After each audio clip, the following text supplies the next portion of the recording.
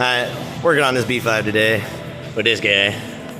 Gonna do the rear wheel bearings. And so far, they're actually coming out pretty nicely. Everything's pretty loose. Axle bolts came out really nice. CV bolt came out super nice. Working on the little 8 mils for the back calipers.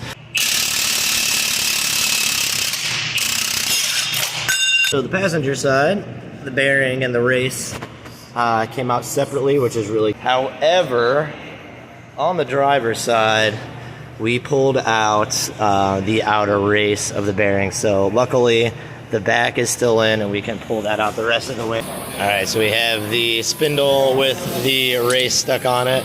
I'm gonna just use an air hammer, chisel it right in between here, and she will come right out. Got it a little bit away from it right there, and basically...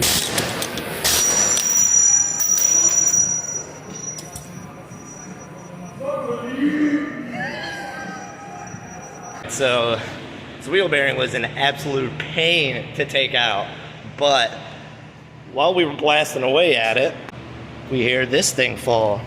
If any of you recognize that, that is a subframe bolt that has broken. And right there is said subframe with a broken bolt up inside of it. Oh, and there is the broken subframe. So luckily I'm like B5 daddy, or one of them here in Ohio. Might have to put a new subframe in this for this gentleman, so let's see what the boss man says. Okie dokie, so gonna put the new wheel bearings into this one now. Customer's just gonna wait to get his subframe out of storage to fix this thing. So the waiver will be signed because no bolt, and it is broken right there, as you can see. So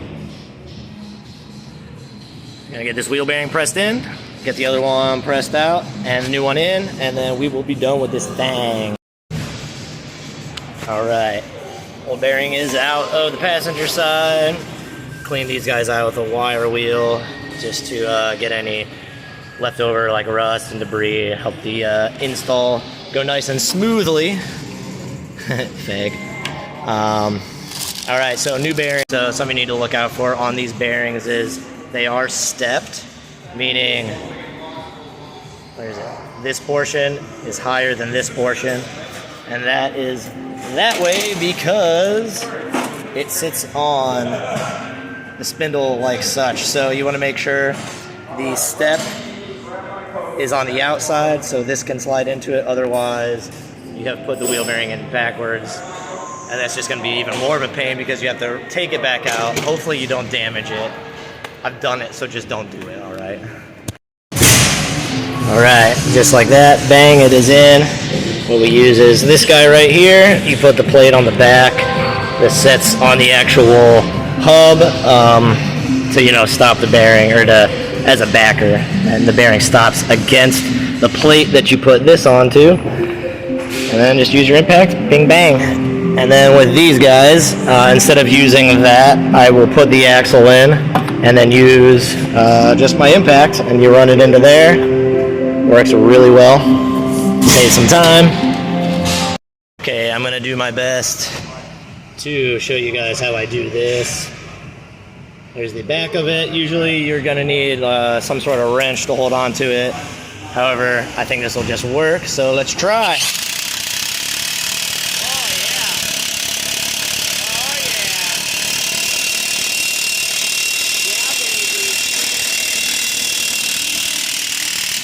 Oh.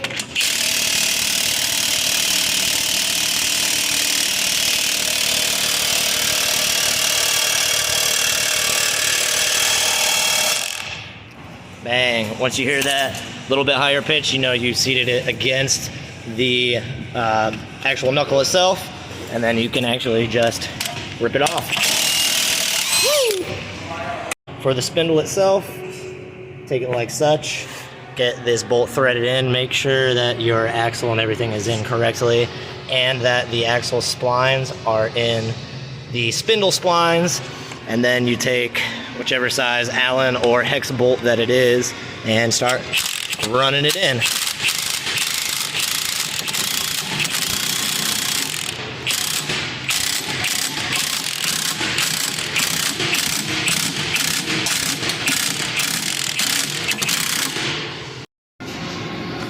Okay, now don't mind these zip ties as a exhaust hanger or whatever. So this 8mm bolt was backed almost completely out. This is just something that happens. Bolts can back themselves out by vibration, and the rest are actually starting to do the same. However, I took this one completely out so I could clean it up, because if you can see, probably won't do it now, but the whole rear diff was, oh, there we go. Can you do it? Moving a little bit. It's hard for me to do while I'm holding the camera, but whole diff is loose. This is why I marked the bolts, because you want to see which ones are moving and which ones you need to Loctite, yada yada, etc. So I'm gonna do this, and then this thing is done after that. Then we just need to get it outside with the customer. She's all set, and we can get on to the next project. Yeah, yeah. Alrighty, so the AEB B5 A4 Avant is all finished up. New wheel bearings, that's all we actually did. The customer is going to sign a waiver about the back subframe piece. The customer actually has a subframe in storage. He's just gonna go ahead and do that himself. But something pretty cool, these seats are the checkered seats, and they are super dope. But that is all on this one. Hope you guys enjoyed the video. I'm gonna be posting some more little DIY style videos. So yeah, let me know what you think. Comment below.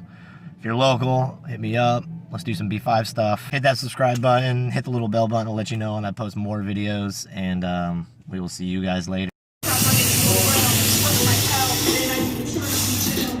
What's he doing?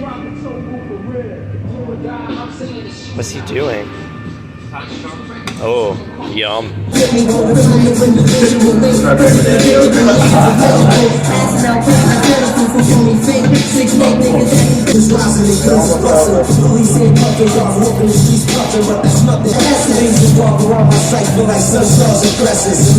bitches, if you wanna get down, and you don't wanna roll